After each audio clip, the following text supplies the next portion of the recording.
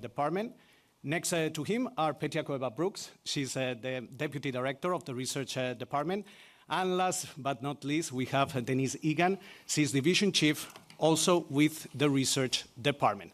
So before we fasten our seatbelts for this trip around the world, Pierre-Olivier, it's going to start with some opening remarks. So I think we are ready for takeoff. Pierre-Olivier, the floor is yours. Thank you, Jose. After soft landing, soft takeoff, I guess. Global trade developments continue to shape the outlook, but other drivers are increasingly coming into the picture. In April, the US shook global trade norms by announcing sweeping tariffs.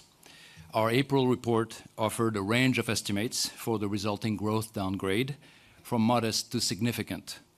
6 months on, where are we?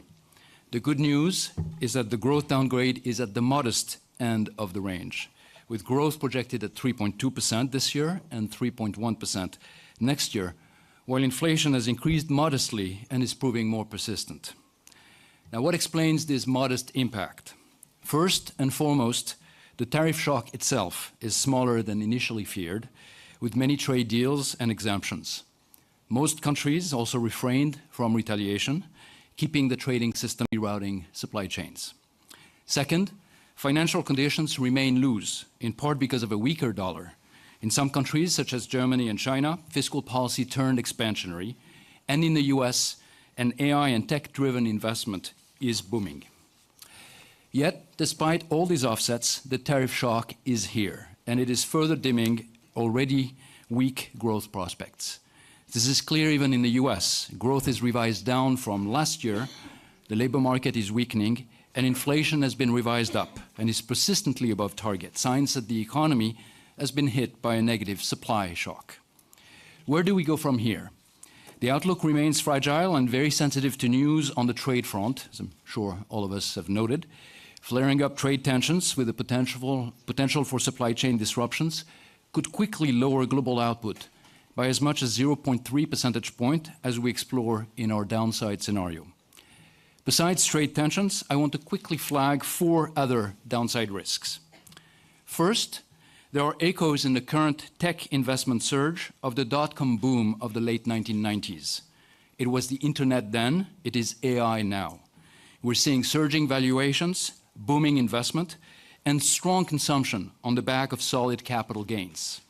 The risk is that with stronger investment and consumption, a tighter monetary policy will be needed to contain price pressures.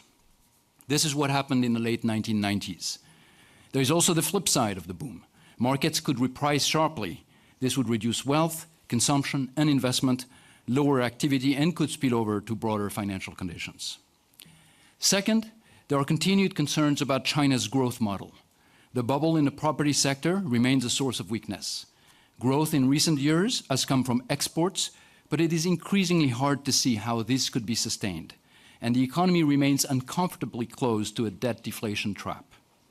The pivot towards investment in strategic sectors, such as electric vehicles or solar panels, through the use of large-scale subsidies, has delivered significant gains in these sectors. But it may also have contributed to a broader misallocation of resources, as indicated by the lack of aggregate productivity gains. Our work highlights that industrial policy can indeed boost production in targeted sectors and sometimes productivity, but it brings significant fiscal and hidden costs and potential negative spillovers. Third, in too many countries, insufficient progress has been made to rebuild fiscal space. The situation remains precarious with lower growth, higher real interest rates, elevated debt levels, and new spending needs such as defense, economic security, or climate adaptation. Low-income countries are even more vulnerable as they face the prospect of reduced aid flows from richer countries. The lack of growth prospects could morph into social unrest, particularly among unemployed youth. Fourth, as fiscal constraints become more binding, we are seeing rising pressures on central banks. Calls to ease monetary policy, whether to support activity or reduce government debt service at the expense of price stability, always backfires. Trust in central banks helps anchor inflation expectations, and this credibility needs to be protected. As trust erodes, inflation and inflation expectations always rise, macroeconomic stability deteriorates, and everyone loses out. This is a lesson that countries, advanced and emerging alike, have learned the hard way. Let's not forget it. While these risks are serious, all is not gloomy. A few important developments could quickly brighten the outlook. First and foremost, resolving policy uncertainty with clearer bilateral and multilateral trade agreements and lower tariffs can help boost output in the near term. Second, AI has the potential to increase productivity. Many of us are already using it, and we can attest to its benefits. Improved domestic policies will also go a long way to help improve resilience, reduce macroeconomic risks, and help resolve global imbalances. Restoring fiscal space where needed, improving the efficiency of public spending, ensuring independent, transparent, and tailored monetary policy, and above all, adopting government policies that invest in the future and empower private entrepreneurs to innovate and thrive. Thank you. Thank you, Pierre-Olivier. So before we open the floor to your questions, some in-flight rules so we avoid any turbulence. First of all, if you want to ask a question, raise your hand, wait until we call on you. If we do, identify yourself and the outlet that you represent. We are trying to cover every region. We are not going to be able to cover the 191 countries, but we will do our best.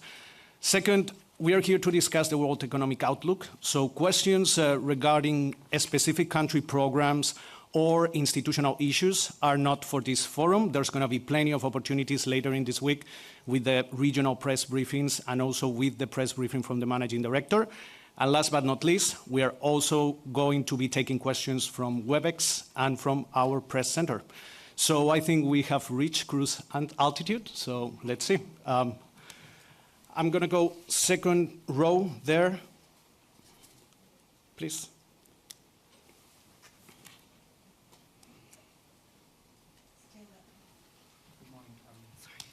Sure. Good morning, Daniel Avis, Agence France Presse. I was just wondering, in your report you say that protectionist measures have had only a limited impact so far, but you've also flagged sort of high levels of uncertainty around trade policy. I was just wondering how much of an economic impact do you think there could be from the most recent tariff threats between the United States and China? Thank you. Well, of course, the recent announcements last week make us all realize that trade uncertainty is still with us. It's certainly something that could weigh on the outlook. Now, of course, the situation is very fluid. There are lots of discussions going on, and this is obviously not in our baseline projections, 3.2% this year, 3.1% next year.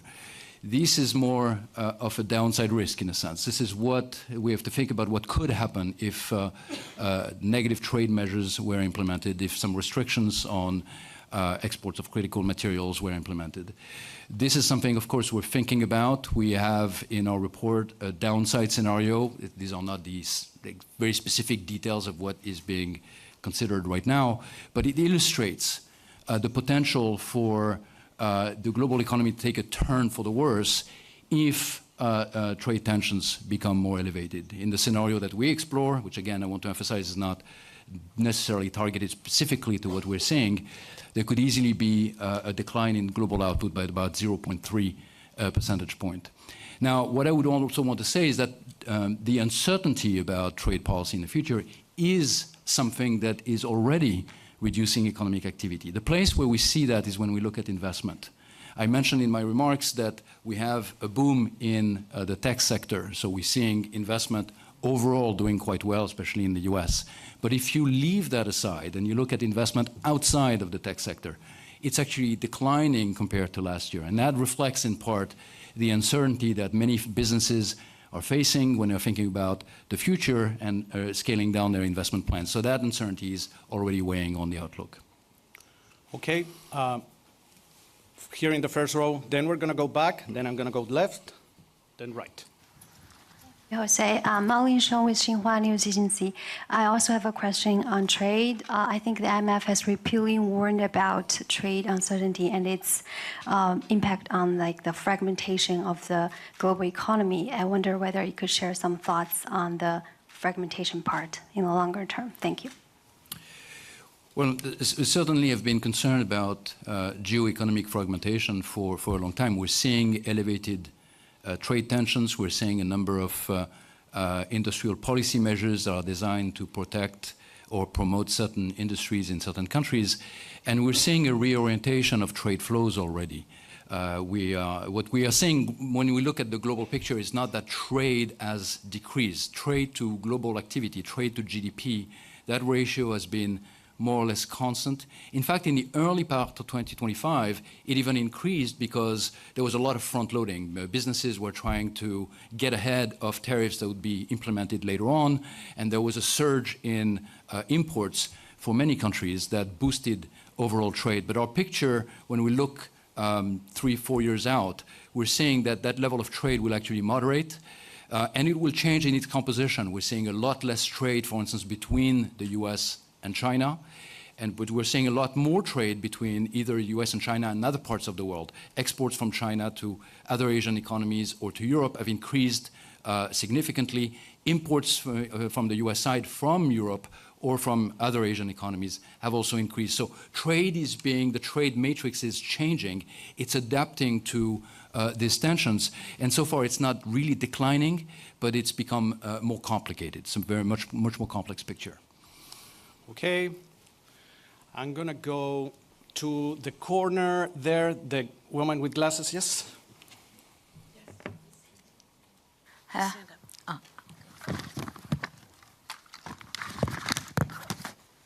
Hello, my name is Samar Said. I'm a journalist from Happy Newspaper. It's one of the leading economic daily newspaper in Egypt. I have one question. When will the IMF have its fifth and sixth reviews for the Egyptian economic reform program?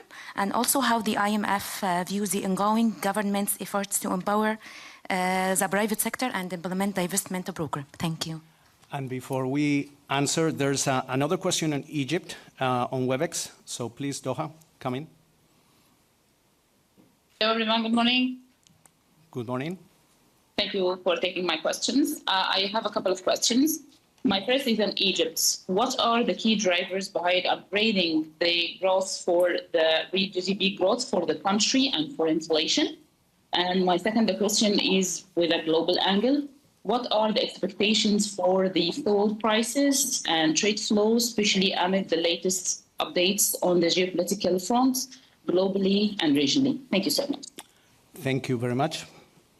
Let me turn to Petya for Egypt. Thank you.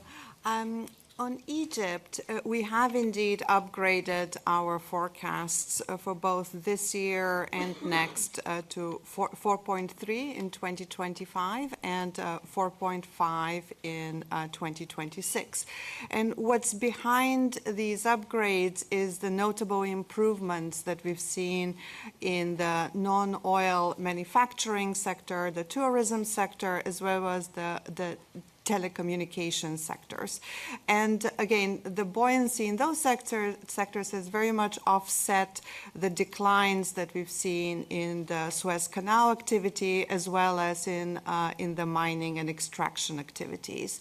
So again, going forward into 2026, we expect some stabilization in the Suez Canal and mining activities, together with continued strong growth in the sectors that I mentioned earlier. Now, when it comes to inflation, we are expecting it to decline further over the forecast period. And one favorable development has been the fact that in August, inflation hit a 40-month low. And that was very much due to the to the tight monetary and fiscal policies, as well as the easing of FX shortages, in addition to the waning effects of the depreciation. Let me stop here.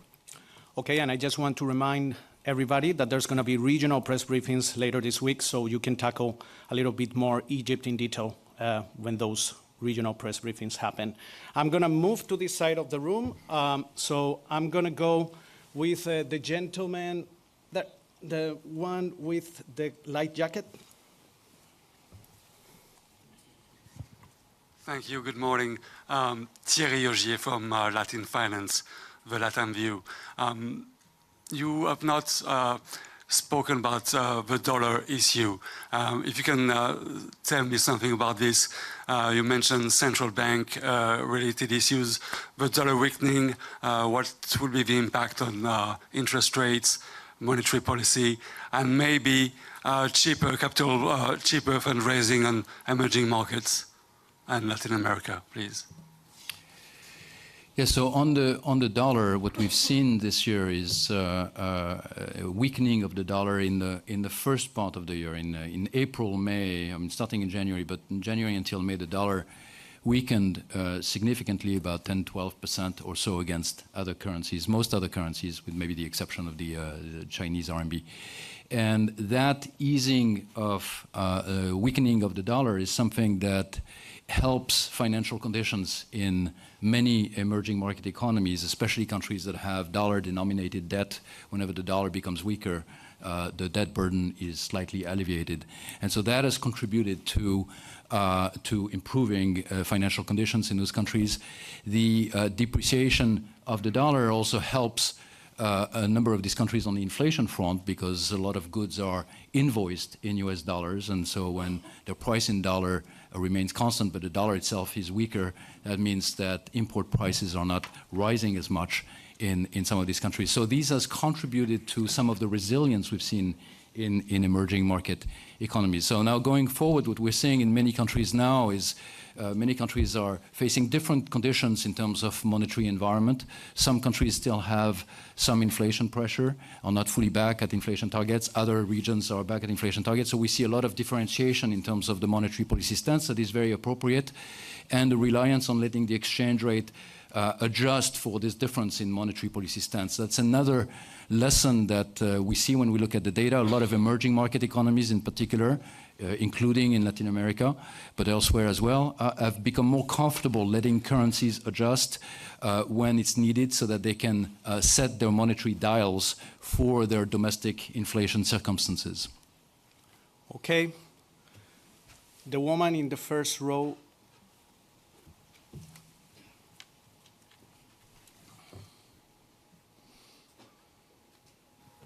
Thank you very much. My name is Hope Moses Ashike from Business Day Nigeria.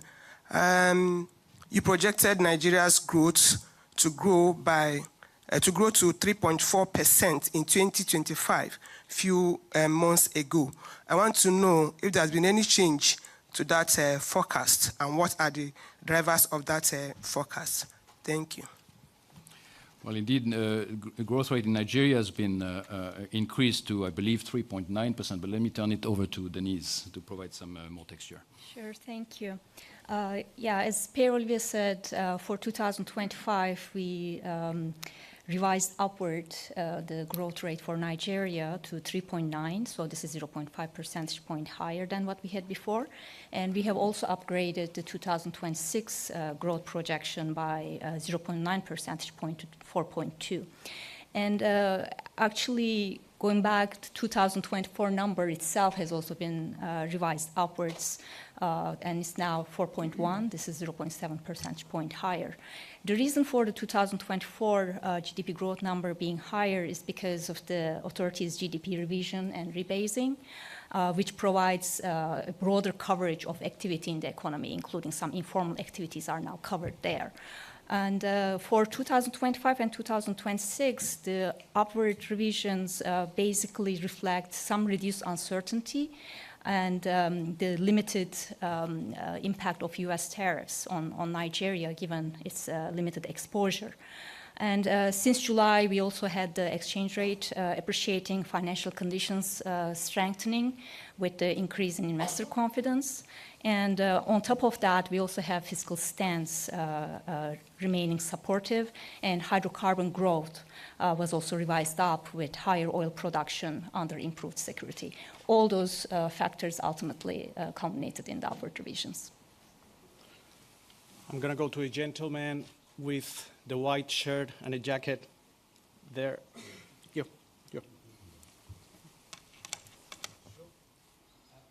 BBC. Hi, Pierre-Olivier. Could you Are you saying that this tech bubble is about to burst? Is that what you're saying? And just quickly on the UK, how do you assess the resilience of the UK economy? I mean, you slightly upgraded the UK this year, but inflation seems pretty high on your forecast. Okay, before we answer if the bubble is bursting or not, any other questions on the UK in the room? Okay, so we're going to go to Shu, then we're going to go to the gentleman in the back. Are these questions related to the UK? This is only on the UK, okay?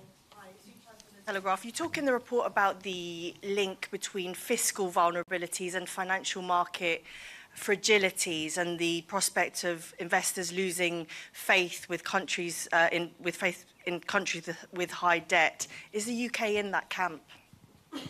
And Sue, if you want to pass the microphone to Thanks. And David Milliken from Reuters. You're forecasting that sort of this year and next sort of Britain will have the highest inflation in the G7. Do you think that Britain has some kind of sort of inflation problem, and how confident are you that these are all definitely temporary factors pushing up UK inflation? Okay, I think we're ready to answer. I will start with the easy question, the bubble. So obviously, no one can know for sure. What we are seeing is very robust investment in that sector, both from the companies that are directly developing models of artificial intelligence, the hyperscalers, but also a lot of investment from companies that are adopting, a lot of software investment. This is being adopted very broadly. And that certainly is contributing to the growth performance in the US right now. It's sustaining activity. The valuations that you see in the stock market reflects the projections about profits in the future, of course, and they are fairly elevated, so we see valuations are quite stretched. They might turn out to be right, who knows, but they are quite elevated, and they are feeding into strong consumption, because people see their portfolio being doing pretty well. And so all of that is adding to demand pressures, if you want. Now, whether this will be followed by a market correction, I don't think anyone can tell for sure, but we have to be, and part of our job is to be looking out for potential risks, and it's certainly one of the risks. Now, on the UK, so the UK is both maybe the highest inflation in the G7, but also above average growth in the G7. So it's actually doing something right in terms of growth, at least. So we have UK growth at 1.3% this year, and next it's slightly revised up this year, it's slightly revised down next year. And inflation is indeed being revised up as well. We have 3.4% inflation in the UK for this year, expected to decrease to 2.5%. So let me start with the inflation and then maybe end on the debt. So on the inflation, our analysis is that a lot of the drivers of the inflation numbers, which have been pushing up, I mean, inflation was 2.5 in 2024 and is now 3.4, so it looks like it's moving in the wrong direction. But a number of the factors behind this are what we see as temporary factors. There's been an increase in what we call regulated prices, the price of transportation, the price of water, and some earlier declines in some components of the basket, like energy prices, are sort of moving out of the window over which we calculate the inflation rate, and so you see some normalization coming from that.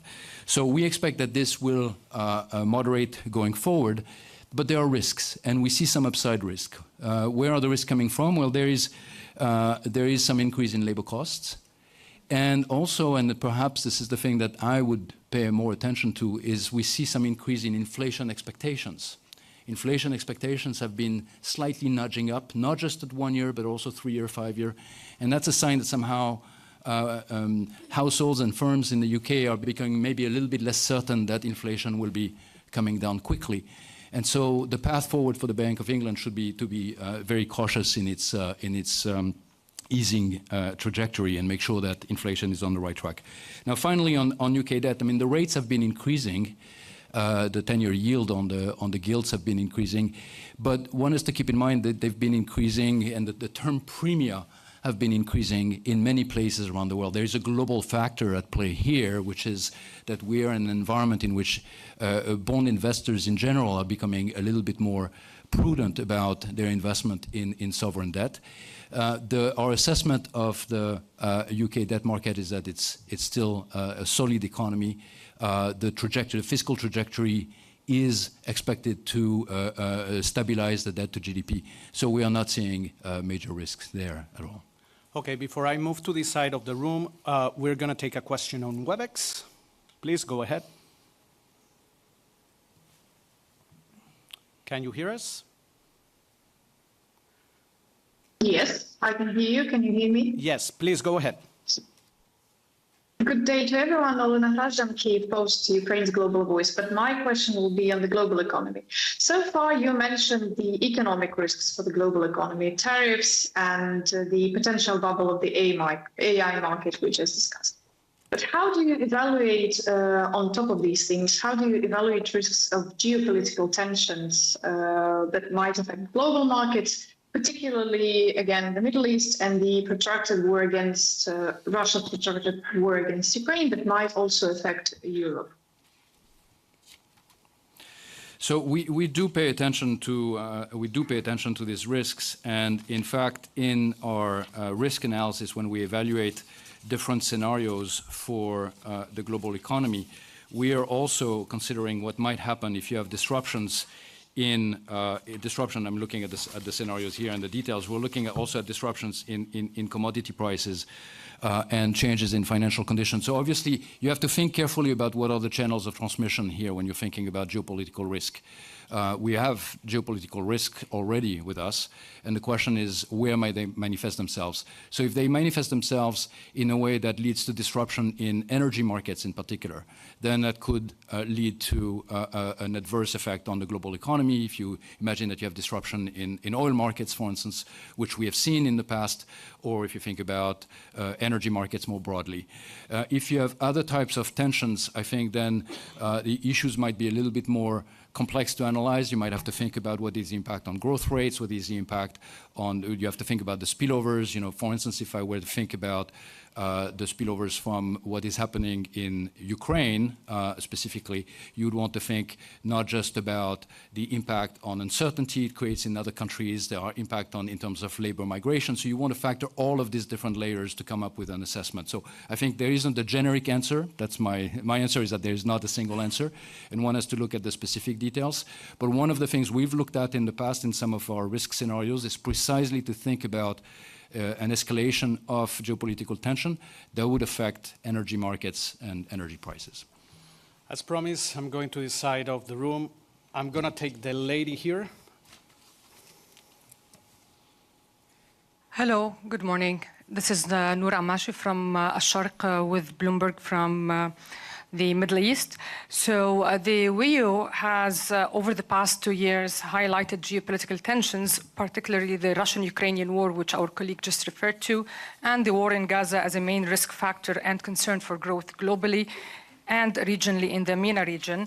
Now that the peace deal has been signed yesterday in Sharm el-Sheikh in Egypt, will this prompt the IMF to revisit the outlook for the region? I know Petya just highlighted the outlook for Egypt and how this has been raised, but I mean, would this prompt the IMF to revisit those numbers now that the peace deal has been signed, especially that we are looking forward for huge reconstruction plans for what lays ahead of that war, and that might change probably the plans for all the exposed economies, Egypt, Jordan, the West Bank. And another, I know this is about the outlook, not about programs, but will the IMF consider any special treatment or program for Gaza, even if Palestine is not one of the countries or the member countries in the IMF, given that it has undergone a 2-year really bad war?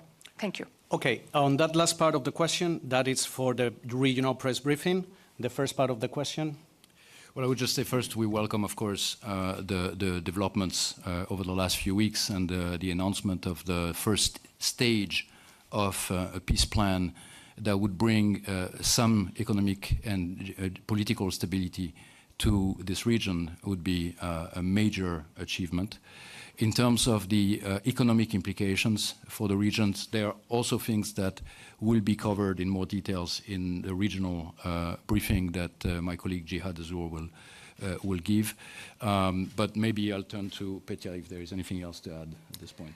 Not much to add. Of course, this presents an opportunity to build the foundations for a lasting recovery in the region, and we stand ready to cooperate with the international community on this. Just to say that for the region itself, beyond Egypt, we have actually upgraded the forecasts, and that is the case both for the oil exporters as a group, mainly due to the unwinding of the voluntary cuts in Saudi Arabia, but also for the oil importers. There we see the positive impact of relatively lower commodity prices, as well as the robust remittances and relative strength in the tourism sector, all of which have contributed again to the upward revision of the forecast for those countries. I'm going to go to the gentleman with the tie, red and blue. Thank you for taking my question. My name is Simon Atiba with DailyLera.tv. I was going to ask you, is President Trump bad or good to the global economy? And I wouldn't say crazy, but the tariffs on everything, and the deportations of hundreds of thousands of people, are those things having a negative impact to the global economy, or is it helping even the US economy? Thank you. Well, let me take the question from the angle of the labor market here, because I think this is one of the important developments that we've seen in the last year.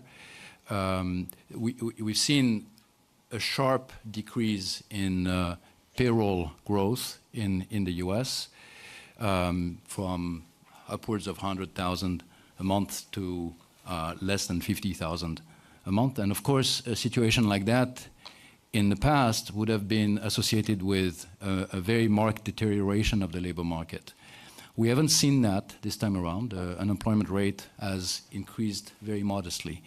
And of course, what's been happening is on the other side of the labor markets, on labor supply. So we've seen a very sharp reduction in the share of foreign-born workers in the labor force in the US that have, removed themselves from the labor market.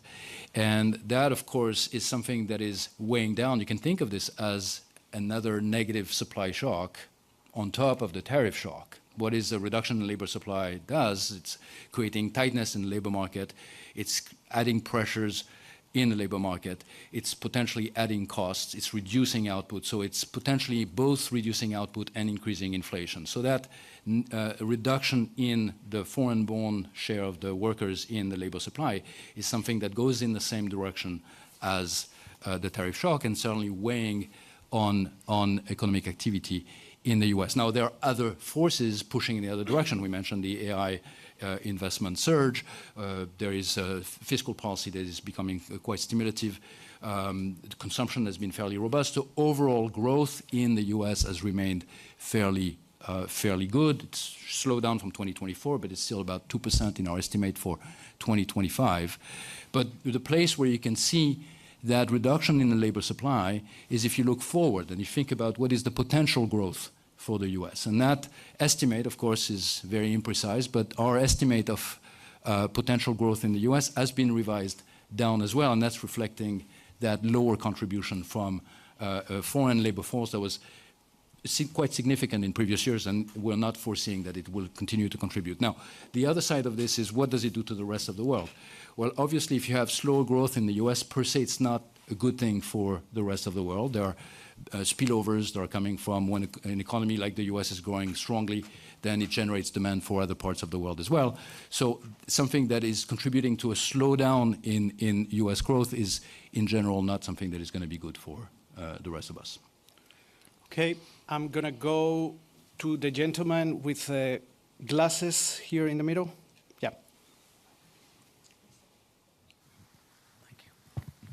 As Deepak Ajwani from Economic Times, India. Your MD, Kristalina, clearly told the world leaders and the governors, buckle up. Can we understand three things that IMF would want to tell the governors as well as the ministers across the world? How do they buckle up? Well, I think what our managing director is referring to is the fact that we are in an environment, we've been living for the last 5-7 years, in an environment in which we are hit, the global economy is hit by fairly sizable shocks. Can be very concentrated. You can think, of course, we can think of COVID that was a one in maybe in 100 years type of shock. But even after that, with the cost of living crisis, we had the impact of military conflict on European soil. You had the trade tensions. All of these things are disruptive to the global economy. Now, for many countries in the world, these things are outside their control.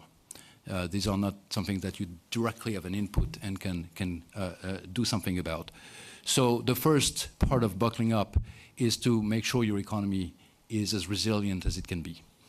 And how do you make your economy resilient? Well, number one, you make sure that you have the fiscal buffers that you need, because you're going to need to use them when you're hit by one of these shocks. And if you don't have them, then the impact is going to be much larger. So making sure you protect the fiscal buffers.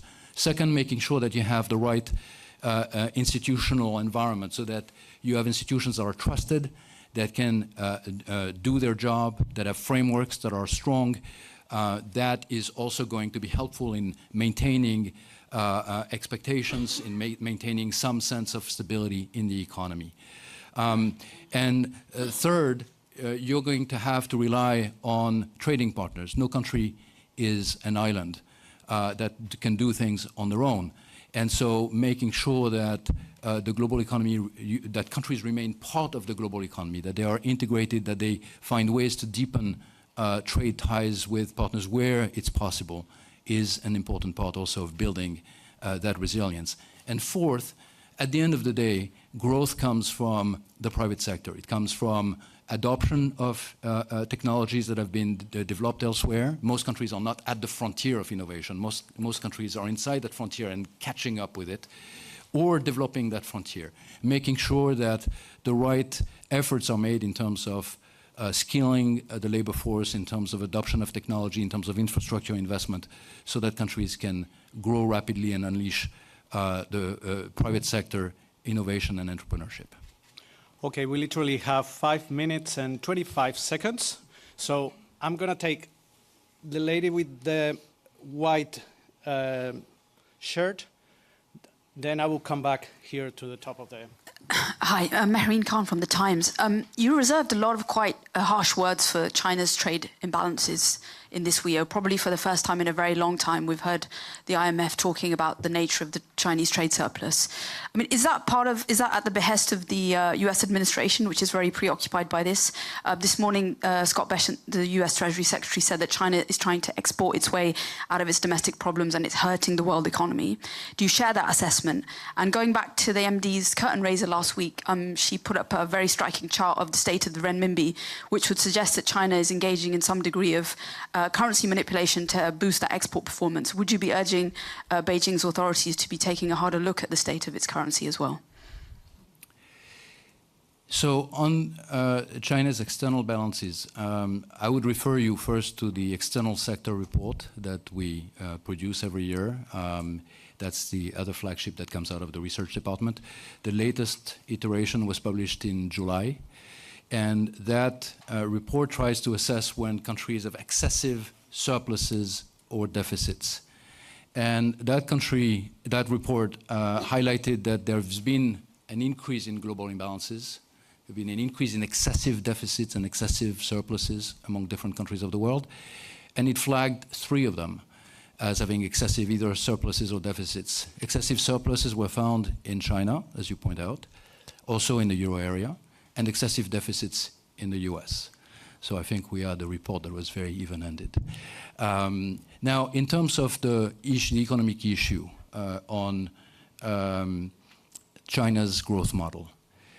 I think what I highlighted in my opening remarks, and I think that's certainly the view that we have here at the fund when we do our analysis of the Chinese economy, is that you have an economy where domestic demand has been very weak for some time now, has been very weak on the back of a property sector boom bust that has not been fully resolved. We're 4 years plus in, and that property sector is not fully resolved. The real estate sector is still not recovered, and there are still a lot of potentially non-performing loans and valuation effects that are not realized in that sector. And that's weighing on confidence.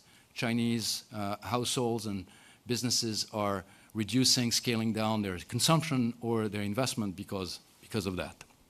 So the growth in the Chinese economy in the last few years has been coming in significant part from the external sector. But what we are seeing there is something interesting, which is we see an increase in volumes that are being produced, but we see increasingly a decline in the prices at which they need to be sold on markets. And that suggests that somehow the market has a limited capacity to absorb all of that is being produced coming out of China. And that suggests that that growth engine, that second growth engine itself is starting to face difficulties.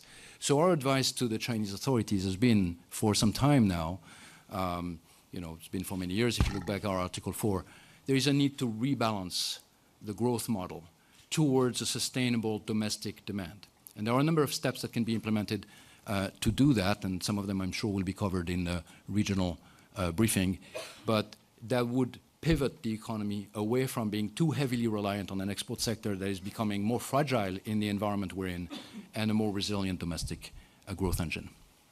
Okay, I'm going to try to squeeze one last question. We only have 1 minute and 27 seconds. I'm going to go with the lady with the glasses. And this is the last question. Don't get frustrated. There's going to be many opportunities to ask questions. Hi, good morning. Kemi Oshikoya with the Africa Bazaar magazine. Could you provide updates on Africa? And I know a lot of the news this morning has been sort of gloomy. Could you give us any highlights, spots on the continent that are doing great? Thank you. Let me turn this to Denise. Okay, I'll give you an answer in 50 seconds, but as Jose said, I'm sure our African department colleagues will be happy to elaborate further on that. So for sub-Saharan Africa, we had growth upgraded, actually. Growth projections for 2025 are up by 0.2 percentage point, and same goes for growth in 2026. So we have 4.1 projected this year and 4.4 next year.